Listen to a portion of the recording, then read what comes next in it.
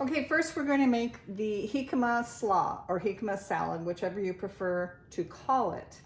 Now, this is a jicama. This is a whole one. It comes like this. The peel is really kind of difficult and tricky to get off. So you want to cut it in half. Jicamas do not come very small, by the way. And then you cut off the fibrous ends here. Make sure your knife is really sharp. Cut off the fibrous ends, and then you just do your best that you can getting the peeling off. This one isn't too bad. Some of them are really tricky, but the sharper peeler you have, the better. Okay, so I've got both halves of the jicama peeled. Now, you want as sharp a knife as you can possibly have, and you cut right through it, thin slices, because these are going to be what's called matchsticks. So thin and then skinny slices. And then I turn them over, and I probably do this one in thirds. What you want to do, those are matchsticks. So we're going to put all of that into a bowl. And then we're going to do the same thing with Granny Smith apple. So this salad is really, really fresh and green. It's perfect for spring. Now, the Granny Smith apple is going to peel much, much easier. So you're just going to peel this all the way. And then we're going to core it, take the seeds out, and chop it into matchsticks. All right. Okay, I've got that one peeled. I'm going to cut this in half. And then I'm going to turn it over and cut it into either quarters or eighths, whichever you prefer. And then I'm going to just take the core out and the seeds. Like that. I'm just going to be really pretty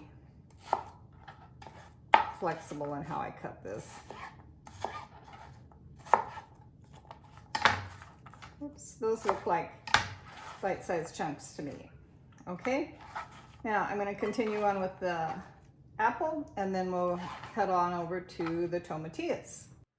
Okay, now we're headed to the tomatillos. I peeled all of these except for this one, just to show you. They come with this husk on them.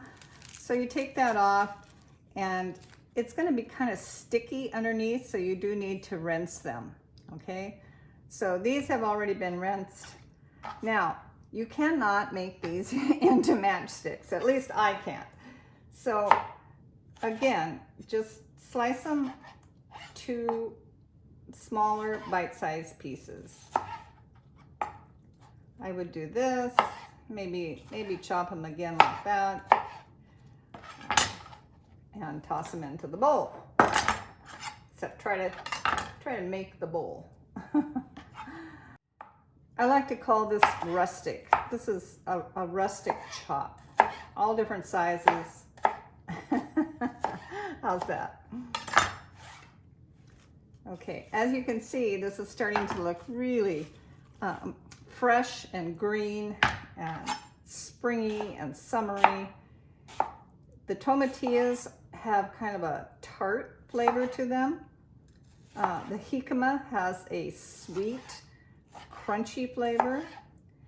And the green apple has, I don't know, I guess I'd call that sweet tart. So it's a salad that's made up of some real robust flavors, tart and sweet and crunchy. And then we're going to add the juice of 1 lime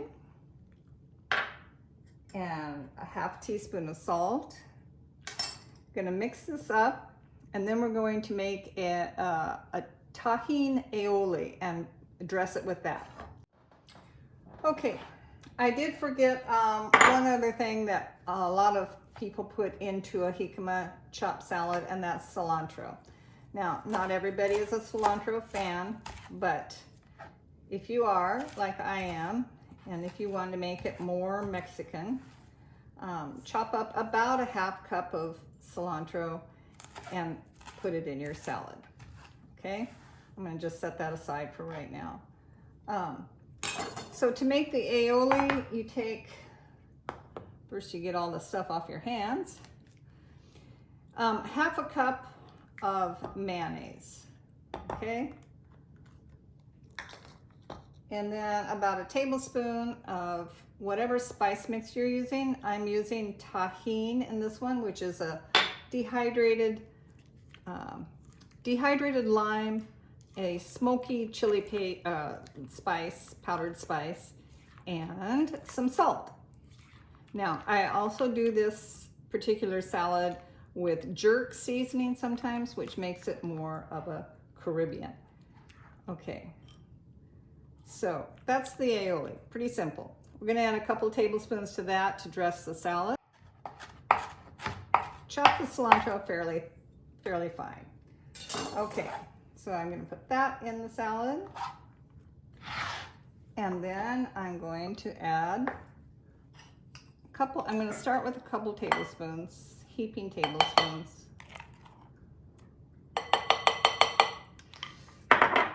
Mix all of it up together. And then taste it.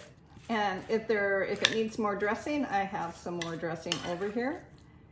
And then I'm going to let that sit in the refrigerator while I go make the fish. And I'll be back in just a minute to show you how to make the fish, okay?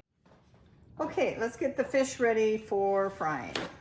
These are tilapia. You can use any kind of fish. I like tilapia for sandwiches, fish sandwiches, because they're nice and thin and they come in fillets. But whatever fish you use, if you want the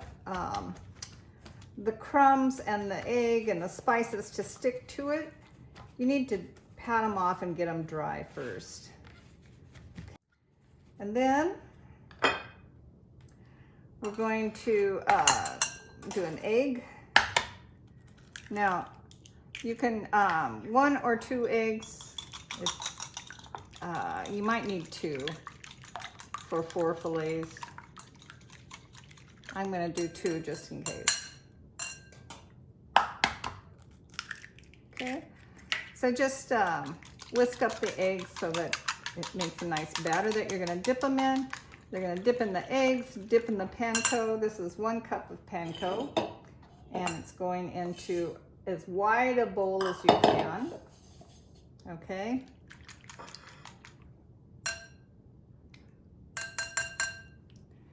So we're going to take 1 fillet and put it in the egg wash.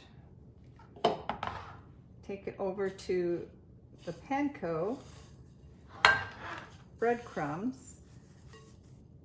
And then one other thing that I do, besides just the panko, you don't have to do this, you can just use salt and pepper, but it's kind of a Mexican dish. I love spice, so I'm gonna add a little bit of chipotle to it. Chipotle is fairly hot,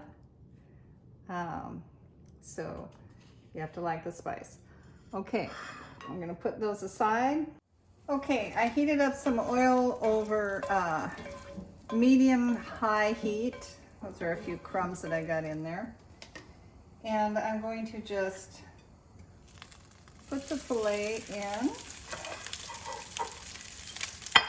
Make sure that you give them room from each other. And then we're going to just sear them. Tilapia does not take very long, so we're going to sear it for about 2 to 3 minutes. You might, if it's too hot, you can turn down the heat a little bit. Flip them another 2 to 3 minutes, and then they're good to go.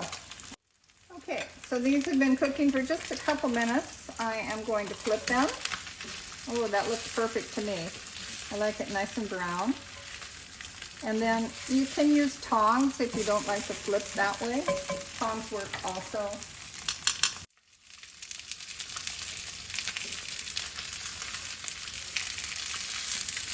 Now, if you have a hard time telling when the fish is done, clearly this is seared.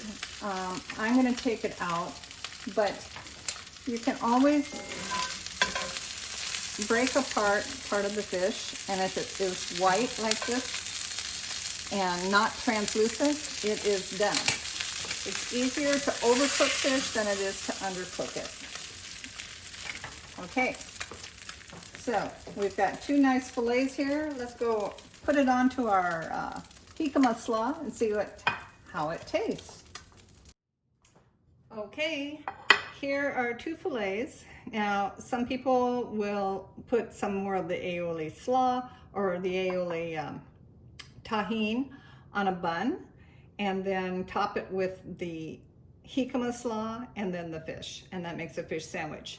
I don't eat buns because of the type of diet that I'm on, so I just use it as a side, and then I might put some more aioli onto the fish itself, but this looks pretty darn good to me. I think I'll try it this way first.